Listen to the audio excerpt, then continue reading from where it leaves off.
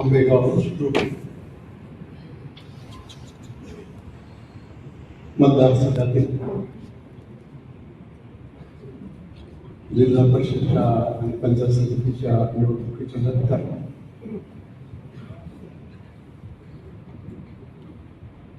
घवघवीत आपण यश मिळवलं, त्याच्याबद्दल उमेदवारांचं अभिनंदन करणं आणि तुम्ही जरा चेहऱ्यावर गांभीर्य ठेवू नका. मला काही झालं नाही, मी भक्कम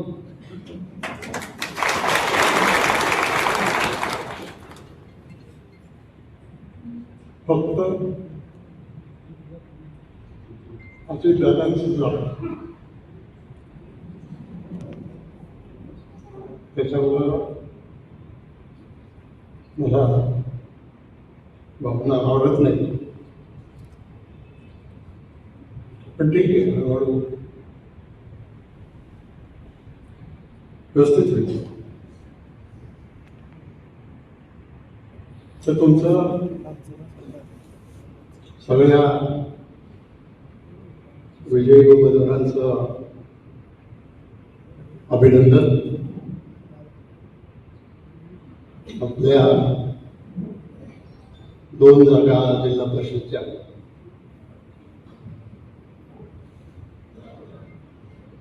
आपण राखू शकलो नाही. कार्यकर्त्यांनी मेहनत भरपूर केली, त्याचं यश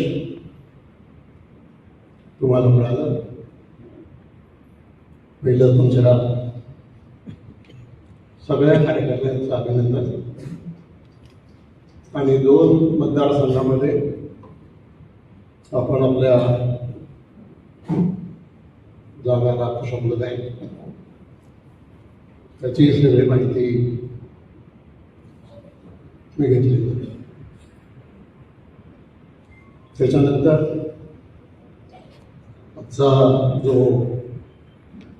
आभाराचा मेळावा तो सगळ्या मतदारांचं, सगळ्यांचं मी मनापासून आभार मानतो.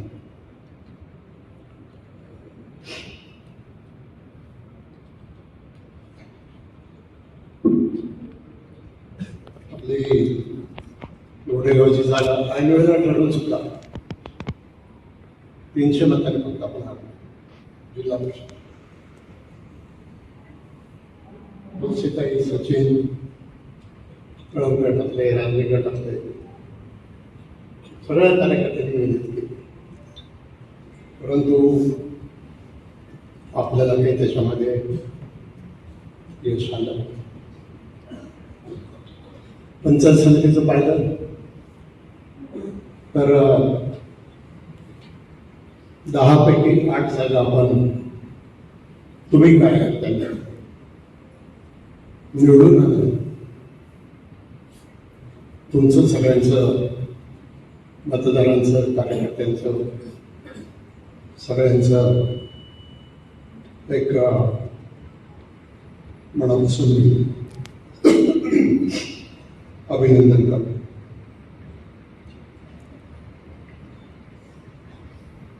जे आमचे 2 उमेदवार रमेश खिलारी पत्नी आणि दुसरी राजनी गटातली जागा, त्या 2 जागा नाही निवडून ठीक आहे, कुठेतरी कलेक्टर दोष मतदारांना देऊन चालणार नाही.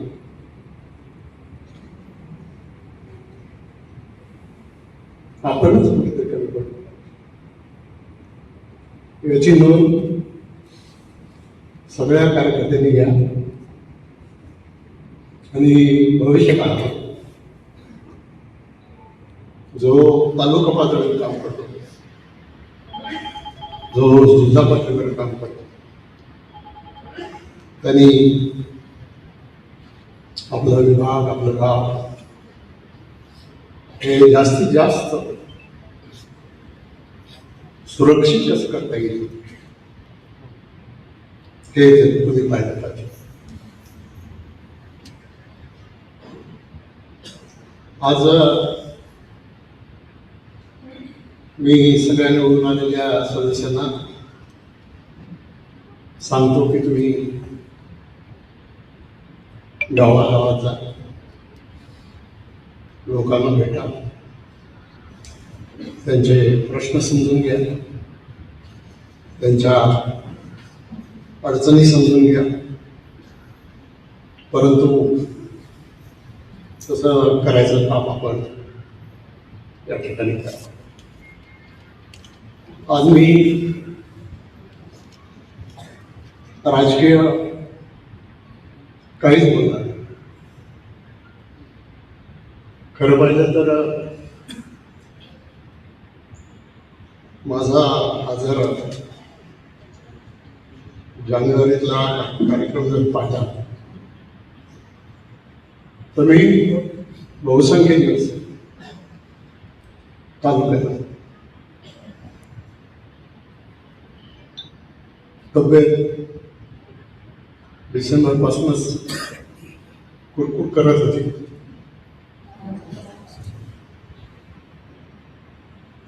तरी आपण मनसरच्या नगरपालिकेमध्ये, नगर परिषदेमध्ये चांगलं काम केलं आणि नागपूरच्या अधिवेशनाच्या नंतर विधानसभेचा अंदाज असल्यामुळे आपल्याला जे यश मिळालं म्हणतंय, लोक म्हणतात की आपण काठावर पास झालो, कॉपी करून पास झालो, तर ठीक आहे. लोकशाहीमध्ये प्रत्येकाला काही म्हणजे आपली मतं मांडायचा अधिकार त्या ठिकाणी आहे. आणि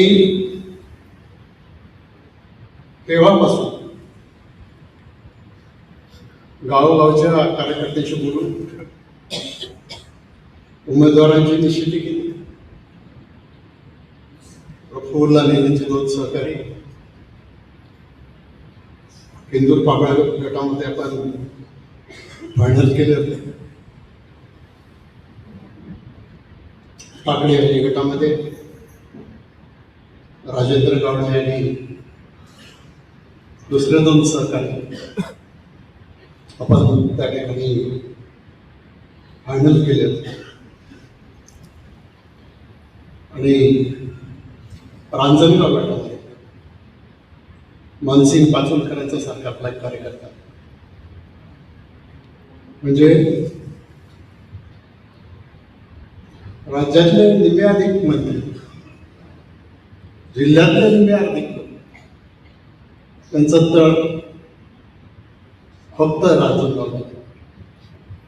विखे पाटील आले होते, पंकजाताई आल्या होत्या, बोर्डीकरताई आल्या होत्या आणि अतिशय कमी मतांनी 2000 मतांनी ती आपली जिल्हा परिषदेची जागा त्या ठिकाणी केली. तालुक्याचाही सर्वे केला आणि तिकडचाही सर्वे केला आणि मी यावेळी ठरवलं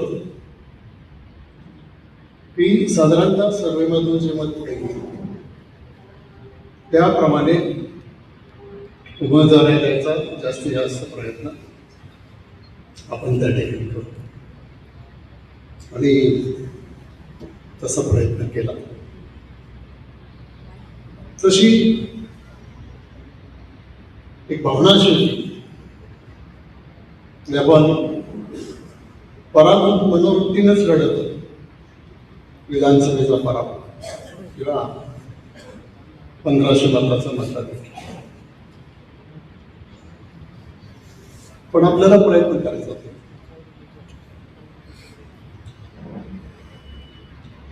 मग राजेंद्र जैन त्यांनी जे सांगितलं, जिल्ह्यामध्ये सगळीकडे असं ठरलं की तुतारी आणि घड्याळ यांनी एकत्र लढायचं. राजेंद्रजी, तुम्हाला माहिती असेल की 18 तारखेला बारामती उचलली अजितदादांनी जिल्ह्यातल्या वेगवेगळ्या लोकांना सगळी चर्चा झाली. आणि त्याच्यानंतर मग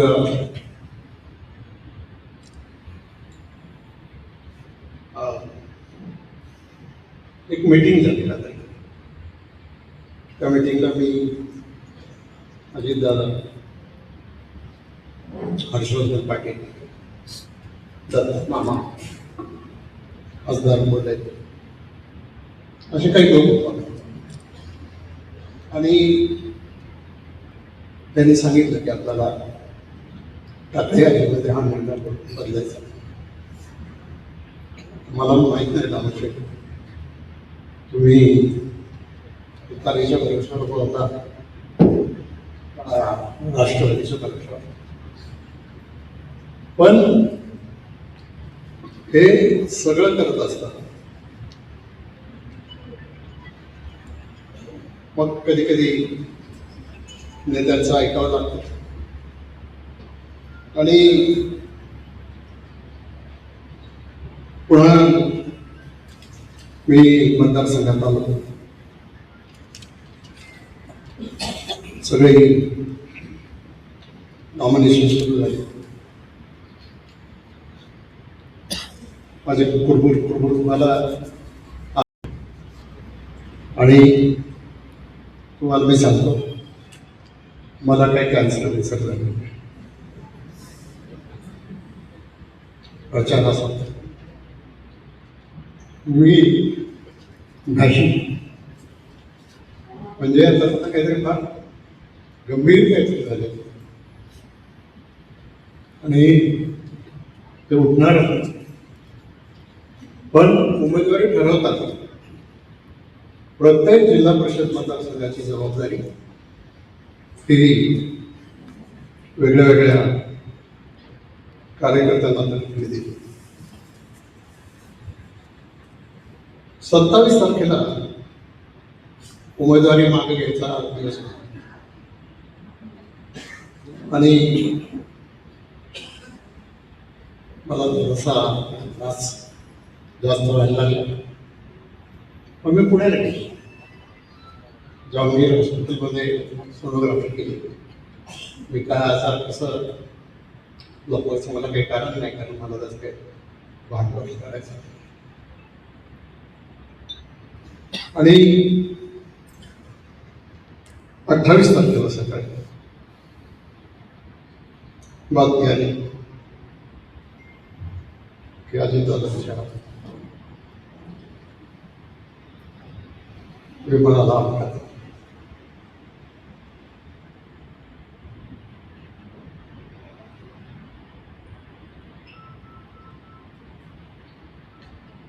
बहुतेक दादा राहिले. 29 तारखेला अंत्यविधी झाला. मी, शिवाजीराव आणि पूर्वा काही अवस्थेत आम्ही बारामतीत गेलो. दादांच्या पार्थिवाचं दर्शन केलं. सुमित्राचे पार त्यांच्या कुटुंबातले सगळे त्यांना भेटतो. आणि अंत्यविधीला उशीर होता आणि गर्दी भरपूर होती, म्हणून मी लगेचच पुण्याला त्या ठिकाणी. एक तर इतक्या अवघड परिस्थितीमध्ये पक्षाला उभं करून विधानसभेमध्ये जे यश राष्ट्रवादीला मिळालं, जे यश आपल्याला जिल्हा परिषदला मिळालं, नगरपालिकांच्या मध्ये, पण हे सगळं नेतृत्व करणारं आपलं नेतृत्व अजित दादा राहिले. ही बातमी मन स्वीकारू शकत नाही. आता पुढे भविष्यात आपला हा जो राष्ट्रवादी परिवार आहे त्याच्यासमोर अनेक समस्या आहेत.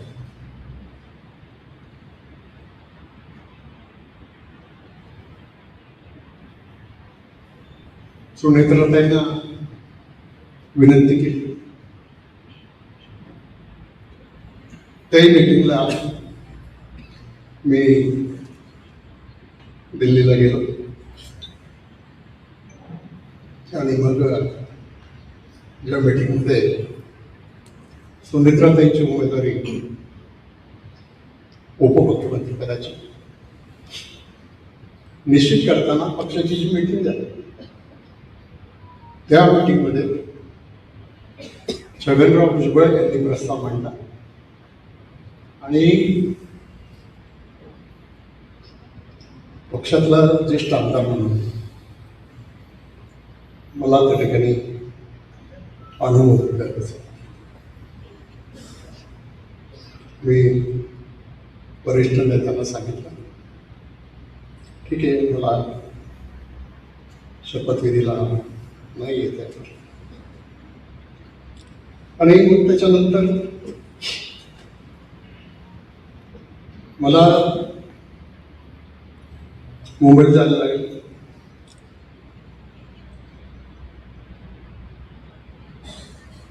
एक तारखेला डॉक्टरकडे अपॉइंटमेंट होती, तरी मला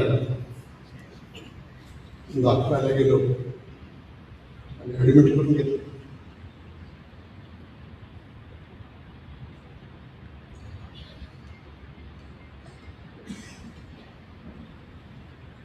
मनाची अवस्था ही होती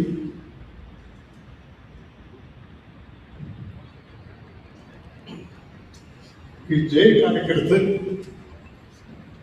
पक्षासाठी नेत्यासाठी बरोबर कष्ट त्यांच्या निवडणुकीमध्ये प्रचारामध्ये आपल्याला जाते. आज जरी दामोदर शेठ तिथं असले, दामोदर शेठला खूप सांगितलं तुम्ही चुकीची माहिती जा, तुम्ही योग्य मार्गाने केली. पण तिन्ही पॅनल बेंदूर पाबळचं, काका अजय कवटेचं आणि रांजणगाव टाकल्याचं इतकी भक्कम पॅनल झाली त्यात. परंतु आघाडी करून लढायसाठी एक जागा कुठतरी द्यायची म्हणून टाकायची जागा दिली. गावडे साहेबांनी वेगळा निर्णय घेतला, ते काही नोटीला रांजणगावमध्ये आपल्याला हे यश मिळालं. आता निकाल लागला.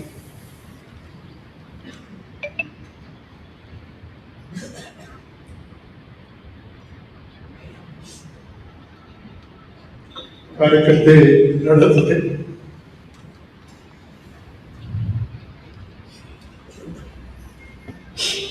आणि आम्ही कुणी प्रचारात म्हणजे नाही किरण नाही.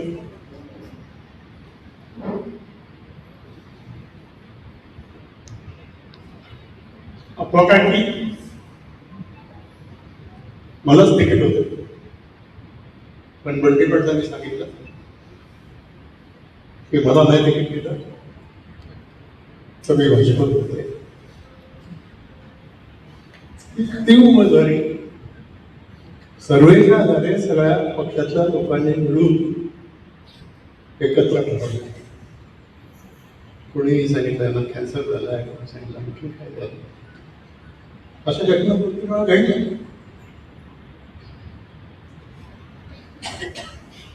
ठीक आहे, झालं गेलं, गंगेला पण आणखीन एक जागा वाढली असते. रोडेवरचे कार्यकर्ते पेशल येत होते, छातीवरचे कार्यकर्ते पेशल येत होते, सगळेच कार्यकर्ते. म्हणजे मी तुम्हाला डावं करू इच्छित नाही, परंतु आपण कुठेतरी कमी पडतो. तुम्ही मला सांगा की शिरूरच्या जिल्हा परिषदेमध्ये मोनिकाताई हरवले ना, तिसऱ्यांदा मला निवडून आलं. आणि किती मताधिक्य? 24,000 मतांच्या मताधिक्याने जिल्हा परिषद होती. प्रफुल्ल 18 ते 20,000 मताच्या मताधिक्य. सगळी राज्यातली ताकद आणि सगळ्या गोष्टी वापरल्यानंतर सुद्धा रांजणगाव गटामध्ये आपण फक्त विरोधी असून 2,000 मतांनी हरलो. ठीक आहे, केलेली काय मला एवढंच या निमित्तानं आपल्याला सगळ्यांना सांगायचं. वेळेला इकडं निकाल लागत होते, त्या दिवशी मी हॉस्पिटलमधून घरी जातो. डॉक्टरांनी सांगितलं की ऑब्झर्वेशनसाठी 10 दिवस मुंबईत असतात.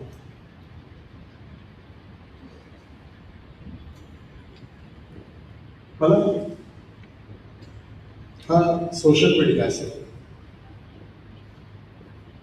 ते छोटे छोटे युट्यूबर पत्रकार असतील, त्यांना सगळ्यांना हात जोडून विनंती आहे.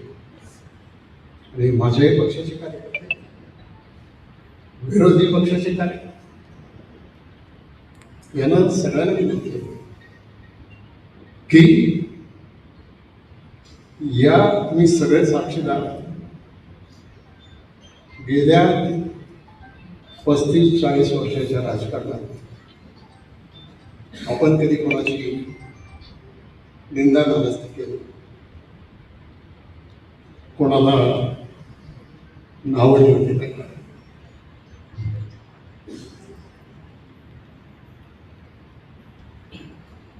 पण आता हा नवीन ट्रेंड आलाय.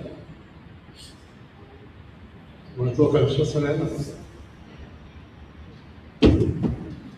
वेळी त्याचा वाटा त्याला त्या वेळेला मिळेल. त्याचं मला एकच सांगायचं, 10 दिलं इंदापूरच्या सगळ्या जागा निवडून, बारामतीच्या सगळ्या जागा निवडून, मावळच्या सगळ्या जागा निवडून, आणि शिरूरची पंचायत समिती आपल्या ताब्यात आली आणि आंबेगावची सुद्धा पंचायत समिती आपल्या ताब्यात. लहान लहान कार्यकर्त्याचे लोक, परंतु गट तट मतभेद म्हणजे राजकारणामध्ये राजकारण करा, निवडणूक संपली की राजकारण संपलं पाहिजे. आणि म्हणून माझी राष्ट्रवादीच्या सगळ्या कार्यकर्त्यांना विनंती, सोशल मीडियाचे जास्त नादी होत काय छापायचं आहे काय दाखवायचं दाखवलं. माझ्यावर अनेक वेळेला असे वार झालेले आहेत, परंतु इतक्या हीन पातळीवर जाऊन ज्या वेळेला समाजामध्ये आपण रुजवायचा प्रयत्न करतो त्यावेळेला आपली वैचारिक लेवल कुठे चाललेली हे आपण सगळ्या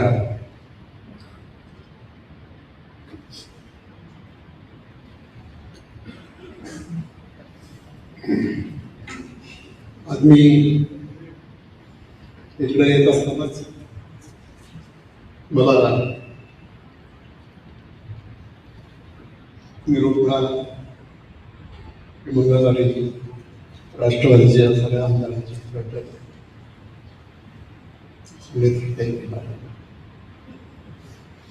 ही जी राजकीय चर्चा चाललेली या चर्चेत मला जायचं नाही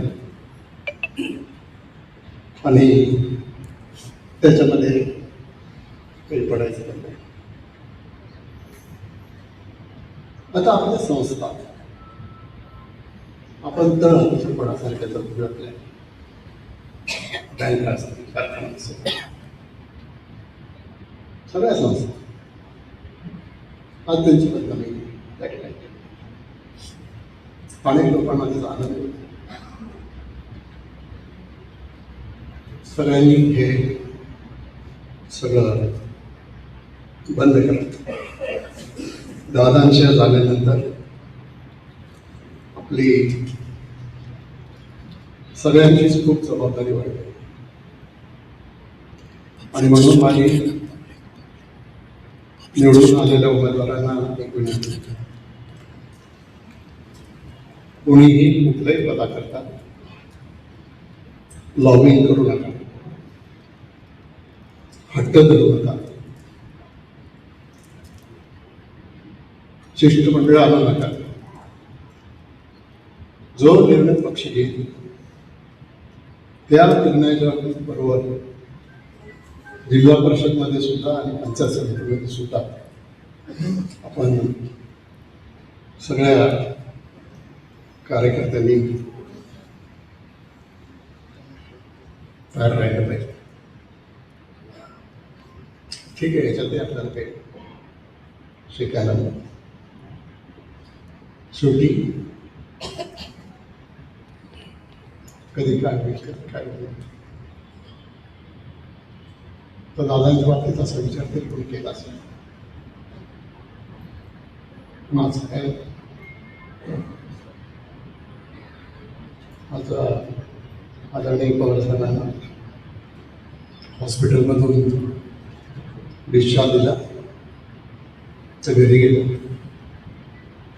तब्येत चालली आहे आणि आपली पण कशाकडे हीच प्रार्थना आहे हीच काय करणार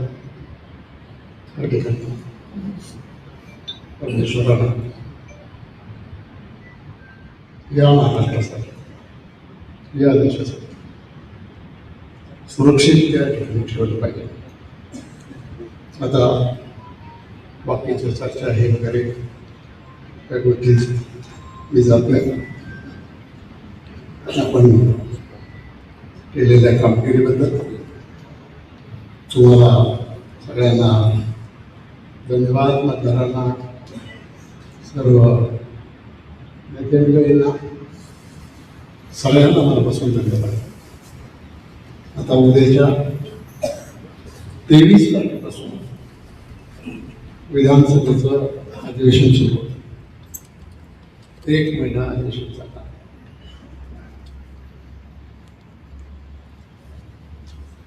मला डॉक्टरांनी एकच विचार सांगितलं की तुम्ही थोडं स्वतःसाठी थोडं चालत चाला, थोडा व्यायाम करा, अशा या. आणि मला आठवतं की मला माहिती आहे पण ज्या वेळेला 2019ची निवडणूक आपण जिंकलो आणि 20ला मला वाटतं कोविड आला, त्या बरोबर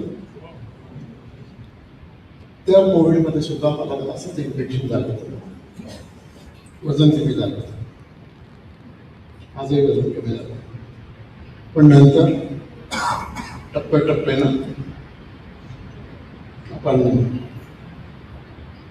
सुधरत गेलो, पक्षासाठी काम करत राहिलो, लोकांसाठी काम करत राहिलो आणि म्हणून प्रत्येक कार्यकर्ता हे आपण जबाबदारी घ्या, आपल्याला पक्षाला पुढे घेऊन जायचं. आता फार विकास विकास विकास भरपूर विकास केला, पण त्या विकास शब्दाला काय करायला आता वेगळ्या पद्धतीने चालला, पण काळजी करू नका, आपण सगळेजण मिळून सगळेजण लोकांसाठी काम करू. आता 2-3 वर्ष कुठल्या निवडणुका नाही, पदाधिकाऱ्यांनी सुद्धा तालुका पातळीवरची जबाबदारी घेतली पाहिजे, आपल्या गावाची जबाबदारी घेतली पाहिजे आणि त्याच्यासाठी तुम्हाला सगळ्यांना शुभेच्छा देतो.